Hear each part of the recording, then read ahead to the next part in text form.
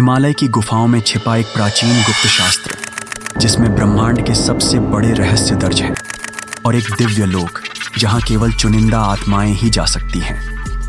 क्या आप जानना चाहेंगे कि वहां कौन जाता है और क्यों?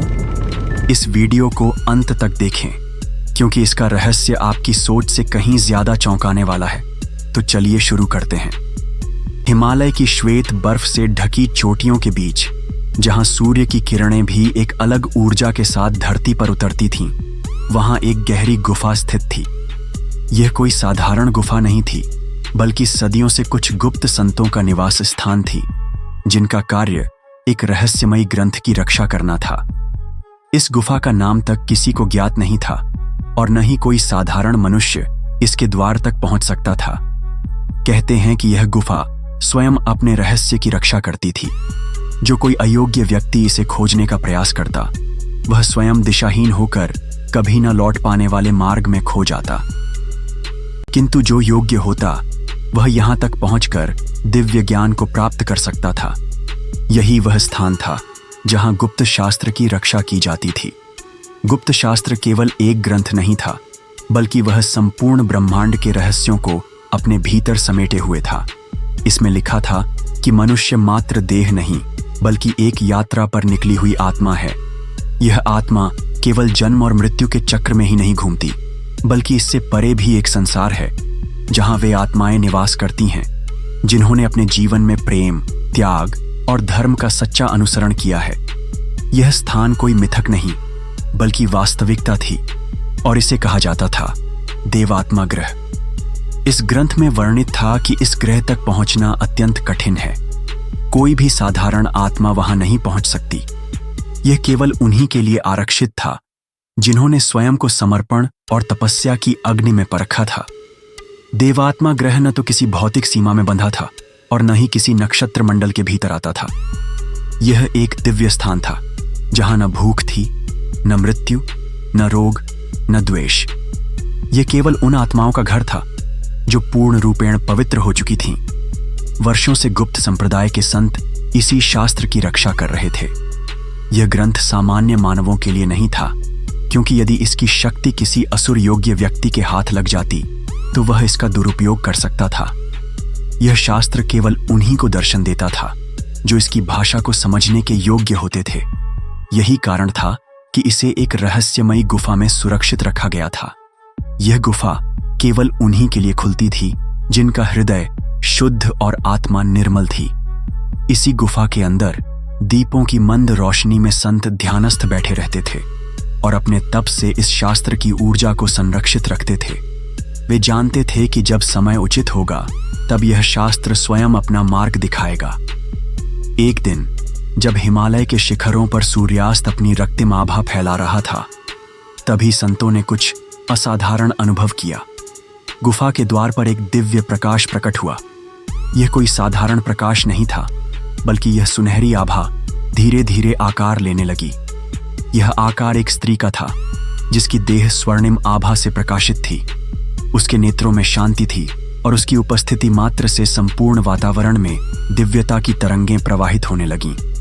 यह कोई साधारण स्त्री नहीं थी, बल्कि देवात्मा ग्रह से आई हुई एक अप्सरा थी, जिसका नाम था कणिका। लेकिन कणिका का आगमन कोई सामान्य घटना नहीं थी।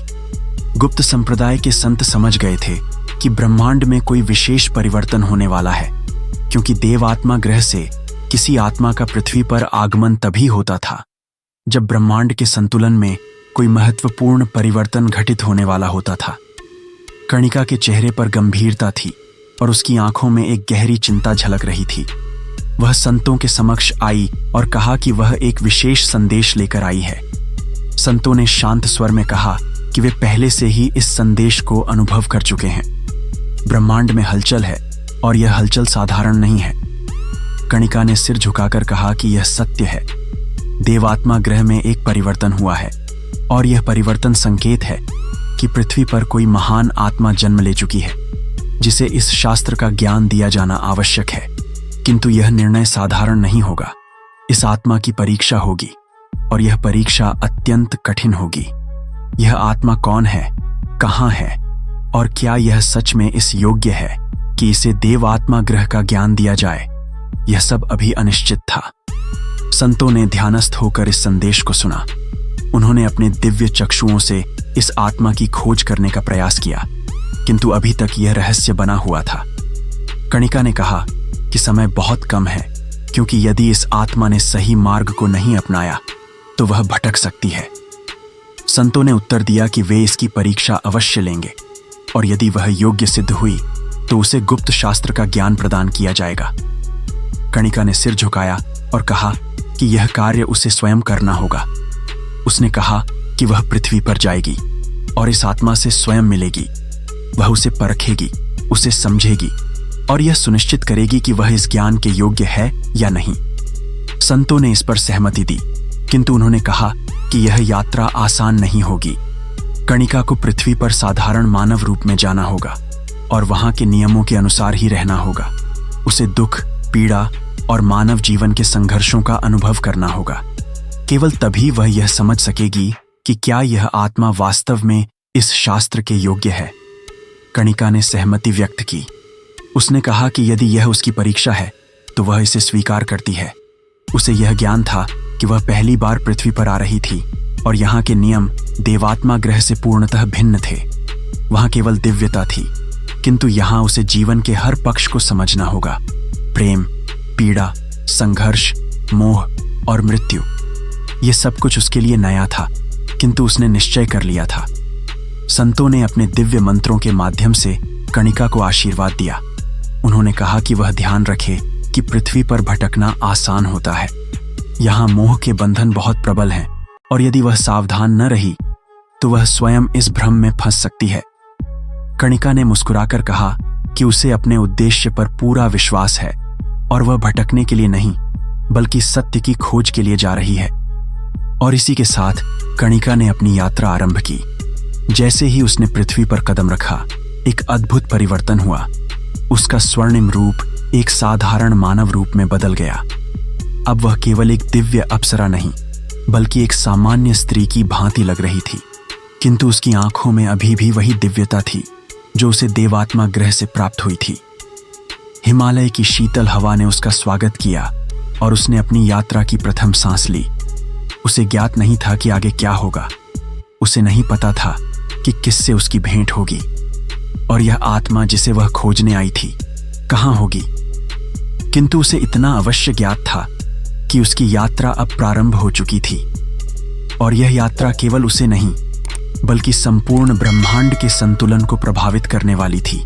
पृथ्वी पर पहला कदम रखते ही कणिका को एक अजीब सा एहसास हुआ। देवात्मा ग्रह की दिव्य शुद्धता के बाद यह संसार उसके लिए एक नया अनुभव था। यहाँ की हवा भारी थी। वातावरण में कुछ ऐसा था जो उसके भीतर बेचैनी उत्पन्न कर रहा था। उसने अपने चारों ओर देखा। चारों ओर हलचल थी, एक अजीब सा कोलाहल जिसमें करुणा से अधिक भय और द्वेष समाया था। पहली बार उसने अनुभव किया कि यहाँ हर कोई किसी न किसी चिंता से घिरा हुआ था। कोई जीवन की कठिनाइयों से जूझ रहा था तो कोई अपने ही अहंकार की दीवारों में कैद था। उसे समझ नहीं आया कि भगवान ने इस संसार को इतनी विषमताओं से भरा क्यों बनाया। कणिका आगे बढ़ी और उसे रास्ते में कई विचित्र दृश्य देखने को मिले। एक जगह एक भूखा बालक रोटी के लिए गिड़गिड़ा रहा था, लेकिन लोग उसे अनदेखा कर आगे बढ़ रहे थे। दूसरी ओर एक धनी व्यक्ति अपने वैभव का प्रदर्शन कर रहा था, मानो संसार में इससे बड़ा कुछ नहीं। कहीं दो लोग आपस में झगड़ रहे थे तो कहीं कोई किसी को छलने के लिए षड्यंत्र कर रहा था। सबसे भयावह दृश्य तो तब दिखा जब उसने एक युद्ध क्षेत्र देखा जहां लोग अपने ही भाइयों के रक्त से धरती को सींच रहे थे। यह सब देख कणिका का हृदय व्याकुल हो उठा। देवात्मा ग्रह में ऐसा कुछ भी नहीं था। वहां प्रेम, करुणा और शांति थी, लेकिन यहाँ का जीवन इन सब से परे था। उसने गहरी सांस ली और सोचा कि क्या यही वह संसार है जिसे ईश्वर ने अपनी सर्वोत्तम रचना कहा था। उसे विश्वास ही नहीं हुआ कि मनुष्य अपने ही स्वार्थ के लिए कितना क्रूर हो सकता है। लेकिन इसी संसार में उसे वह आत्मा खोजनी थी जिसके बारे में गुप्त शास्त्र में भविष्यवाणी की गई थी। वह एक संत के वेश में चलने लगी ताकि कोई उसे पहचान न सके। यात्रा के दौरान एक दिन उसने एक आश्रम को देखा। यह स्थान बाकी दुनिया से अलग लग रहा था। यहाँ का वातावरण शांत था, लोग तपस्या और साधना में लीन थे। यह देखकर उसके भीतर एक आशा की किरण जगी कि इस संसार में अभी भी कुछ लोग ऐसे हैं जो आत्मज्ञान की खोज में लगे हुए हैं। वह धीरे धीरे आश्रम के भीतर गई। वहां उसे एक युवा तपस्वी दिखाई दिया, जिसका तेजस्वी मुखमंडल उसे अलग ही आभास दे रहा था। उसके भीतर कुछ विशेष था, एक अलग सी ऊर्जा, एक शांति जो किसी साधारण मानव में नहीं होती। कणिका ने कुछ समय तक उसे देखा और फिर उसके पास जाकर कहा, तुम कौन हो? युवक ने मुस्कुराकर उत्तर दिया, मेरा नाम आदित्य है। मैं इस आश्रम में तपस्या कर रहा हूं, लेकिन मैं केवल एक तपस्वी नहीं हूं। मैं इस सृष्टि के रहस्यों को समझने का प्रयास कर रहा हूं। कणिका को उसकी बातें रोचक लगीं। उसने आदित्य से पूछा, तुम्हें क्या लगता है, यह संसार इतना दुखों से भरा क्यों है? आदित्य ने गहरी सांस लेते हुए कहा, यह संसार ईश्वर की परीक्षा का स्थान है। यहां हर आत्मा अपने कर्मों के अनुसार आगे बढ़ती है। जो सच्चे प्रेम और करुणा के मार्ग पर चलता है वही मुक्त हो सकता है। कणिका यह सुनकर चकित रह गई। यह युवक केवल तपस्वी नहीं था, बल्कि वह वास्तव में आत्मज्ञान के मार्ग पर था। वह उसकी बातों से प्रभावित हुई और धीरे धीरे उनके बीच मित्रता गहरी होने लगी। वे दोनों अक्सर प्रकृति के रहस्यों, ब्रह्मांड की शक्तियों और आध्यात्मिक सत्य की खोज पर चर्चा करते। समय बीतता गया और उनकी मित्रता एक गहरे आध्यात्मिक प्रेम में बदलने लगी। यह प्रेम केवल सांसारिक आकर्षण नहीं था, बल्कि यह आत्माओं का मिलन था जो किसी विशेष उद्देश्य से हुआ था। एक दिन आदित्य ने कणिका से कहा, मैंने बहुत समय तक इस संसार को समझने का प्रयास किया है, लेकिन अब मुझे ऐसा लगता है कि इस संसार में प्रेम ही सबसे बड़ा सत्य है। कणिका ने मुस्कुराकर कहा, प्रेम केवल भावनाओं का नाम नहीं है, यह आत्मा की पूर्णता है। जब आत्मा पूर्ण होती है तो वही प्रेम बन जाती है। यह संवाद उनके संबंध को और गहरा कर गया। दोनों ने निश्चय किया कि वे प्रकृति को साक्षी मानकर विवाह करेंगे, क्योंकि यह केवल दो शरीरों का नहीं, बल्कि दो आत्माओं का मिलन था। हिमालय की चोटी पर, जहां केवल आकाश, धरती और प्रकृति ही गवाह थे, वहां उन्होंने विवाह किया। कोई विधि विधान नहीं, कोई आडंबर नहीं, सिर्फ शुद्ध आत्मिक समर्पण। लेकिन इस मिलन के कुछ ही समय बाद एक अद्भुत घटना घटी। जैसे ही रात हुई, अचानक आकाश में घने बादल छा गए। हवाएं प्रचंड गति से चलने लगीं और देखते ही देखते एक रहस्यमयी आंधी ने पूरे क्षेत्र को घेर लिया। यह कोई साधारण आंधी नहीं थी, यह मानो किसी दैवी शक्ति का संकेत था। आश्रम में सभी ने यह दृश्य देखा, लेकिन कोई समझ नहीं पाया कि यह क्या हो रहा था। सुबह जब सब कुछ शांत हुआ तो वहां केवल एक दिव्य प्रकाश शेष रह गया था। न कणिका थी, न आदित्य। ऐसा लगा जैसे वे दोनों इस संसार से अदृश्य हो गए हों। आश्रम के संतों ने इसे ईश्वर की लीला माना और कहा कि यह कोई साधारण घटना नहीं थी। यह प्रेम और आत्मा के मिलन का एक चमत्कार था जो इस संसार की समझ से परे था। लेकिन वास्तव में क्या हुआ था? क्या वे दोनों सच में लुप्त हो गए थे या किसी और लोक में चले गए थे? यह रहस्य अब भी अनसुलझा था और शायद इस संसार में कोई भी इसका उत्तर नहीं जानता था। अद्भुत प्रकाश की एक लहर में डूबे हुए कणिका और आदित्य ने अपनी आंखें खोलीं। वे न किसी भूमि पर थे, न आकाश में। वे किसी ऐसे स्थान पर थे जहां दिशाओं का कोई अस्तित्व नहीं था। चारों ओर केवल दिव्य प्रकाश था।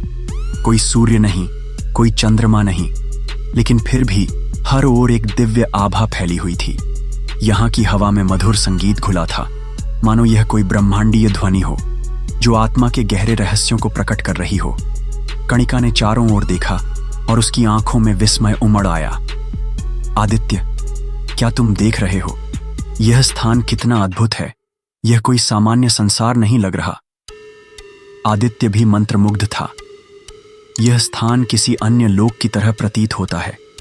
शायद हम किसी दिव्य यात्रा पर हैं। उनके चारों ओर ऊर्जा की तरंगें प्रवाहित हो रही थीं, जैसे किसी अदृश्य शक्ति ने उन्हें इस स्थान पर लाकर छोड़ दिया हो। न कोई भूमि थी, न कोई आकाश, लेकिन वे किसी अदृश्य मार्ग पर चल रहे थे। वे जिस ओर बढ़ते, उनके कदमों के नीचे प्रकाश उत्पन्न हो जाता। ऐसा प्रतीत होता था मानो यह मार्ग केवल उनके लिए ही बना हो और यह उन्हीं के साथ आगे बढ़ रहा हो। चलते चलते उन्होंने देखा कि एक ओर प्रकाश के झरने बह रहे हैं, जिनकी धारा में रंग बिरंगी आभा लहरा रही थी। वहां से उठने वाली ऊर्जा किसी अदृश्य भाषा में बातें कर रही थी, लेकिन उन शब्दों को केवल आत्मा ही समझ सकती थी। अचानक एक अद्भुत महक ने उन्हें घेर लिया। ये किसी पुष्प की सुगंध नहीं थी, बल्कि यह प्रेम, करुणा और शांति की सुगंध थी। कुछ दूर आगे बढ़ने के बाद उन्होंने देखा कि उनके सामने एक विशाल स्वर्णिम द्वार खड़ा था। यह कोई साधारण द्वार नहीं था, बल्कि यह किसी अन्य लोक का प्रवेश द्वार था। इस पर गुप्त शास्त्र की भाषा में लिखा था, केवल वे आत्माएं प्रवेश करें जो प्रेम और त्याग में पूर्ण हों। कणिका ने द्वार को ध्यान से देखा। आदित्य, यह देवात्मा ग्रह का प्रवेश द्वार हो सकता है, लेकिन यह तो बंद है। आदित्य ने गंभीर स्वर में कहा, यह कोई साधारण द्वार नहीं है, यह हमारी परीक्षा लेगा। जैसे ही वे द्वार के समीप पहुंचे, अचानक एक अद्भुत घटना घटी। द्वार के ठीक सामने एक अदृश्य दर्पण प्रकट हुआ और उसमें आदित्य का प्रतिबिंब उभरने लगा। लेकिन यह कोई सामान्य प्रतिबिंब नहीं था।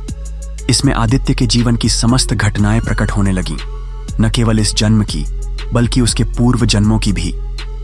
वह देख सकता था कि कैसे उसने पूर्व जन्मों में कई अच्छे कर्म किए थे, लेकिन कुछ ऐसे भी कार्य थे जो उसे अब भी बांधे हुए थे।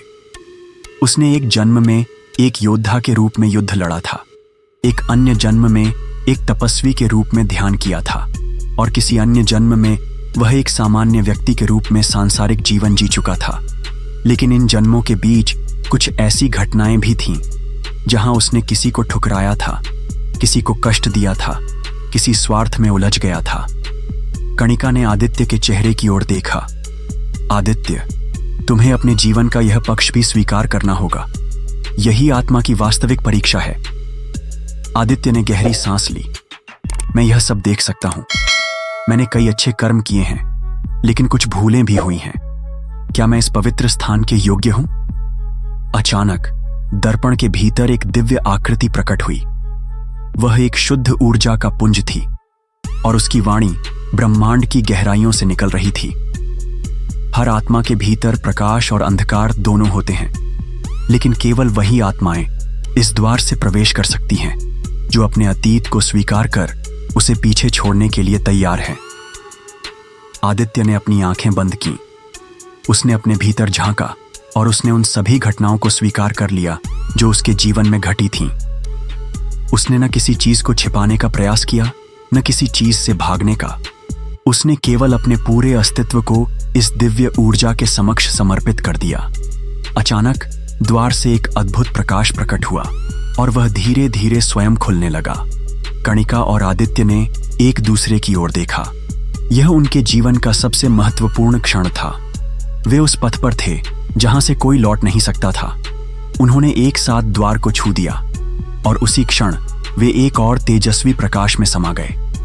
तेजस्वी प्रकाश में लिपटे हुए आदित्य और कणिका ने स्वयं को एक नए लोक में पाया। यह कोई साधारण स्थान नहीं था, बल्कि यह अस्तित्व के सबसे गूढ़ रहस्यों से भरा हुआ एक दिव्य लोक था। चारों ओर हल्का नीला प्रकाश फैला हुआ था, लेकिन कोई स्पष्ट स्रोत नहीं दिख रहा था। यह प्रकाश हर दिशा से प्रवाहित हो रहा था, मानो स्वयं इस लोक का अंग हो। हवा में एक अजीब सा माधुर्य था, जैसे यहां हर कण में संगीत बह रहा हो। यह ध्वनि न तो कानों से सुनी जा सकती थी, न शब्दों में व्यक्त की जा सकती थी, बल्कि यह सीधे आत्मा से संवाद कर रही थी। आदित्य ने चारों ओर देखा। यहाँ के वृक्ष किसी अन्य लोक से आए प्रतीत हो रहे थे। उनकी पत्तियां हल्के सुनहरे रंग की थीं और वे ऊर्जा से झिलमिला रहे थे। उनके तनों से हल्का प्रकाश प्रवाहित हो रहा था, जैसे वे स्वयं किसी अनंत ऊर्जा का स्रोत हों। जल के स्रोत भी विचित्र थे। यहाँ नदियां थीं, लेकिन वे जल की नहीं, बल्कि प्रकाश की धाराओं से बनी थीं। जब कणिका और आदित्य उनके समीप पहुंचे तो उन्होंने देखा कि यह प्रकाश किसी तरल पदार्थ की तरह बह रहा था, लेकिन उसकी पारदर्शिता में ब्रह्मांड के अनेकों रहस्य झलक रहे थे। कुछ दूर चलते ही उन्हें कुछ प्राणी दिखाई दिए। वे मानवों जैसे थे, लेकिन उनके शरीर किसी ठोस पदार्थ से नहीं बने थे। वे प्रकाश की सजीव आकृतियां थीं, लेकिन जब वे एक दूसरे से संवाद करते तो उनके शरीर स्पष्ट रूप से मानव रूप ले लेते। यहाँ के निवासियों का रूप किसी स्थायी आकार में नहीं था। वे जब भी चाहें अपने रूप को बदल सकते थे, कभी प्रकाश, कभी मानव और कभी ऊर्जा के शुद्ध कण। आदित्य यह देखकर अचंभित थे। आदित्य ने एक दिव्य आत्मा से पूछा, क्या यहाँ सभी ऐसे ही रहते हैं? वह प्राणी मुस्कुराया और बोला, हम प्रकाश के प्राणी हैं, लेकिन हम मानव रूप धारण कर सकते हैं जब हमें इसकी आवश्यकता होती है। यहाँ कोई भी आकार में बंधा नहीं है, क्योंकि यह स्थान पूर्ण स्वतंत्रता का स्थान है। आगे बढ़ने पर उन्होंने देखा कि यहाँ कोई भूख प्यास नहीं थी, लेकिन फिर भी यहाँ के निवासी भोजन कर रहे थे। यह भोजन पृथ्वी के भोजन की तरह नहीं था, बल्कि यह ऊर्जा का एक रूप था जिसे वे अपनी इच्छा से ग्रहण करते थे। यहाँ के लोग खेती भी कर रहे थे, लेकिन यह खेती सामान्य नहीं थी। जो फसलें उग रही थीं, वे ऊर्जा से बनी हुई थीं और उन्हें छूने से शरीर में एक अद्भुत शक्ति का संचार होने लगता था। आदित्य ने कहा, मुझे समझ में आ रहा है कि यह स्थान किस तरह आत्माओं के लिए बना है। यहाँ न तो कोई संघर्ष है, न कोई लालच, न कोई आवश्यकता। यहाँ केवल चेतना का प्रवाह है। थोड़ा और आगे जाने पर वे एक विशाल मंदिर के पास पहुंचे। यह मंदिर किसी भी अन्य संरचना से अधिक प्राचीन लग रहा था, मानो यह अनादिकाल से यहाँ विद्यमान हो। इसके प्रवेश द्वार पर कोई द्वार नहीं था, बल्कि वहां केवल एक दिव्य ऊर्जा का प्रवाह था। जब उन्होंने भीतर प्रवेश किया तो उन्होंने देखा कि बीच में एक अद्भुत पुस्तक रखी हुई थी। कणिका ने आदित्य की ओर देखा और कहा, यह गुप्त शास्त्र की मूल प्रति है। यही वह ग्रंथ है जिसके कारण मैंने पृथ्वी की यात्रा की थी। आदित्य ने धीरे से उस पुस्तक के समीप जाकर उसकी ऊर्जा को महसूस किया। यह किसी साधारण पुस्तक की तरह नहीं थी। यह एक जीवंत शक्ति थी जो ब्रह्मांड के रहस्यों को अपने भीतर समेटे हुए थी। गुप्त शास्त्र के प्रथम पृष्ठ पर लिखा था, यह देवात्मा ग्रह ब्रह्मांड का केंद्र है। यह वह स्थान है जहां आत्माएं अपने अंतिम सत्य को प्राप्त करती हैं। केवल वे आत्माएं यहां तक पहुंच सकती हैं जो केवल अच्छे कर्म नहीं बल्कि निष्काम कर्म करती हैं। आदित्य ने यह शब्द पढ़कर कणिका की ओर देखा। इसका क्या अर्थ है? कणिका मुस्कुराई। इसका अर्थ यह है कि अच्छे कर्म करना पर्याप्त नहीं है। यदि कोई अच्छे कर्म करता है लेकिन उसके पीछे किसी प्रकार की इच्छा या फल की अपेक्षा है, तो वह अब भी कर्म बंधन में बंधा हुआ है। लेकिन जो आत्मा बिना किसी इच्छा के कर्म करती है, जो केवल प्रेम और सेवा के लिए कर्म करती है, वही इस स्थान तक पहुंच सकती है।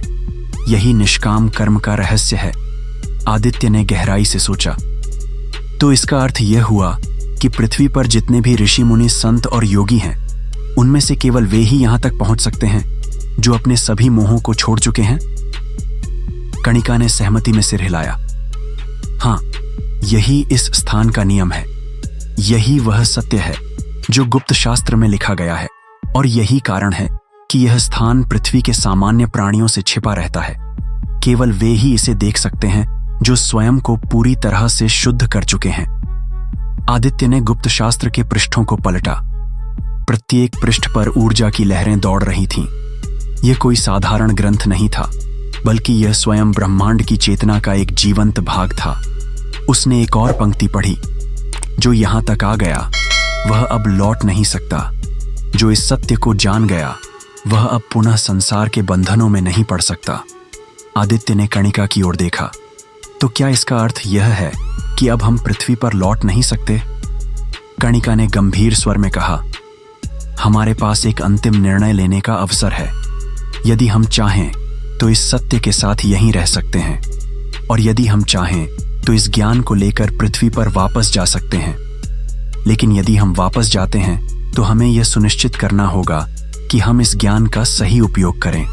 यह गुप्त शास्त्र केवल उन्हीं के लिए है जो इसे समझने के योग्य हैं।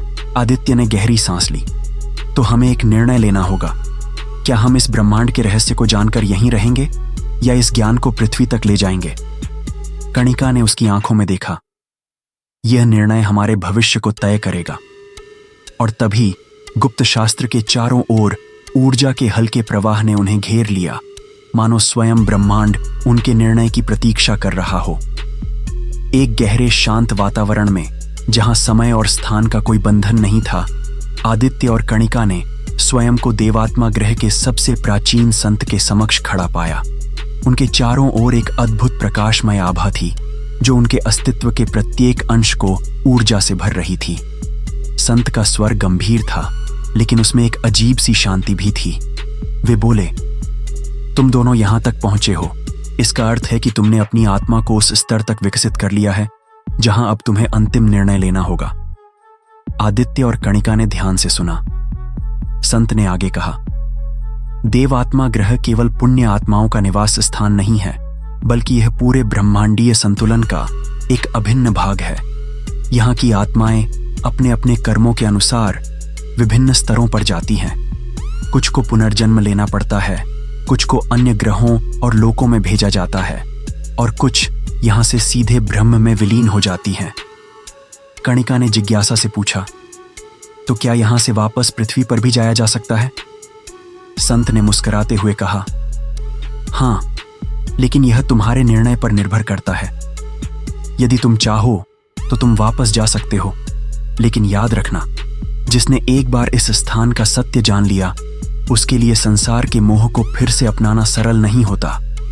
तुम अब एक सामान्य जीवन नहीं जी पाओगे, क्योंकि तुम्हें सच्चे ज्ञान की प्राप्ति हो चुकी है। आदित्य ने गहरी सांस ली। उसने अपनी यात्रा को याद किया, कैसे उसने इस दिव्य लोक तक पहुंचने के लिए हर बाधा को पार किया था। उसने अपने भीतर झांका और महसूस किया कि अब उसमें कोई सांसारिक इच्छा शेष नहीं थी। कणिका भी मौन थी, लेकिन उसकी आंखों में संतोष की झलक थी। संत ने आगे कहा, तुम्हें यह भी समझना होगा कि देवात्मा ग्रह कोई अंतिम गंतव्य नहीं है। यह केवल एक पड़ाव है जहां आत्माएं अपने कर्मों और आध्यात्मिक विकास के आधार पर आगे बढ़ती हैं। यह स्थान केवल उनके लिए है जो पूर्ण समर्पण और प्रेम में जीवन व्यतीत करना चाहते हैं। यहाँ न कोई लालसा है, न कोई इच्छा, केवल दिव्यता और शाश्वत शांति है। अब अंतिम निर्णय का क्षण आ गया था। आदित्य और कणिका एक दूसरे की ओर देखने लगे। वे समझ चुके थे कि उनका जीवन अब वैसा नहीं रहेगा जैसा पहले था। वे वापस पृथ्वी पर जाकर इस ज्ञान को बांट सकते थे, लेकिन यह भी स्पष्ट था कि पृथ्वी के बंधनों में लौटने का अर्थ होगा कि वे फिर से कर्मचक्र में प्रवेश कर जाएंगे। कुछ क्षणों की गहरी शांति के बाद आदित्य ने कहा, हम यहां रहना चाहते हैं। हमने जो अनुभव किया है उसे अब और शब्दों में नहीं व्यक्त किया जा सकता। यह स्थान हमारे लिए केवल एक यात्रा का अंत नहीं, बल्कि आत्मा का वास्तविक घर है। कणिका ने भी सहमति में सिर हिलाया। हाँ, हमने बहुत खोज की, बहुत संघर्ष किया, लेकिन अब हमें प्रतीत होता है कि हम जहां पहुंचे हैं वही हमारा अंतिम सत्य है। हम अब और कुछ नहीं चाहते। हमें यही जीवन चाहिए, ध्यान, प्रेम, साधना और शांति। संत मुस्कुराए, मानो वे पहले ही इस निर्णय को जानते थे। उन्होंने अपना हाथ उठाया और एक दिव्य आभा ने आदित्य और कणिका को घेर लिया। उस प्रकाश में वे स्वयं को हल्का महसूस करने लगे, मानो उनका शरीर अब केवल एक ऊर्जा बन गया हो। उनकी चेतना एक नए स्तर पर पहुंच चुकी थी। समय बीतता गया। आदित्य और कणिका देवात्मा ग्रह के एक सुंदर बगीचे में बस गए। वह स्थान फूलों से भरा था, लेकिन वे फूल पृथ्वी के फूलों से अलग थे। उनमें सुगंध नहीं, बल्कि प्रकाश निकलता था। वहां न कोई दिन था, न रात, केवल एक शाश्वत मध्यम प्रकाश फैला रहता था, जो पूरे वातावरण को दिव्यता से भर देता था। वे ध्यान में बैठते, साधना करते और प्रेम व शांति की ऊर्जा का संचार करते। धीरे धीरे वे भी इस ग्रह का अभिन्न भाग बन गए। अब वे मात्र जीव नहीं थे, बल्कि वे स्वयं भी प्रकाश में परिवर्तित हो चुके थे। उनकी उपस्थिति ही अब एक दिव्य ऊर्जा थी जो ब्रह्मांड में प्रेम और ज्ञान की तरंगें भेज रही थीं। कई वर्षों के बाद पृथ्वी पर हिमालय की ऊंचाइयों में कुछ साधु महात्मा ध्यान करते हुए एक अद्भुत सुनहरी आभा देखते हैं। यह आभा हर पूर्णिमा की रात को प्रकट होती है और ऐसा प्रतीत होता है मानो वह कोई संदेश दे रही हो। वे कहते हैं कि यह आभा उन दिव्य आत्माओं का संकेत है जिन्होंने जीवन का अंतिम सत्य जान लिया और अब वे ब्रह्मांडीय चेतना का हिस्सा बन चुके हैं। कुछ लोग इसे एक रहस्य मानते हैं, कुछ इसे एक किंवदंती, लेकिन जो भी इसे देखता है उसकी आत्मा में एक गहरी शांति और प्रेम की अनुभूति होने लगती है। यह देवात्मा ग्रह का अंतिम संदेश है। सच्चा प्रेम, निष्काम कर्म और आध्यात्मिक जागरूकता ही वह मार्ग है जो आत्मा को इस दिव्य लोक तक पहुंचा सकता है। कहते हैं, जो भी इस सुनहरी आभा को देखता है उसके जीवन की दिशा बदल जाती है। कुछ लोग ध्यान और साधना की ओर अग्रसर हो जाते हैं, कुछ प्रेम और सेवा में लीन हो जाते हैं और कुछ को अपने अस्तित्व का असली उद्देश्य समझ में आने लगता है। आदित्य और कणिका का नाम अब केवल एक कहानी नहीं था, बल्कि वे स्वयं इस ब्रह्मांड का एक अमर अंश बन चुके थे। वे कहीं नहीं गए थे, वे हर स्थान पर थे, प्रकाश की उस अनदेखी लहर में जो प्रत्येक आत्मा को अपने वास्तविक स्वरूप तक पहुंचाने के लिए प्रवाहित हो रही थी। इस अनोखी कहानी ने आपको हैरान कर दिया है? तो वीडियो को लाइक करें, कमेंट में अपनी राय बताएं कि आपको क्या सबसे रोचक लगा और सब्सक्राइब करें, क्योंकि ऐसी अनोखी कहानियां और रहस्य आपके लिए अभी बाकी हैं।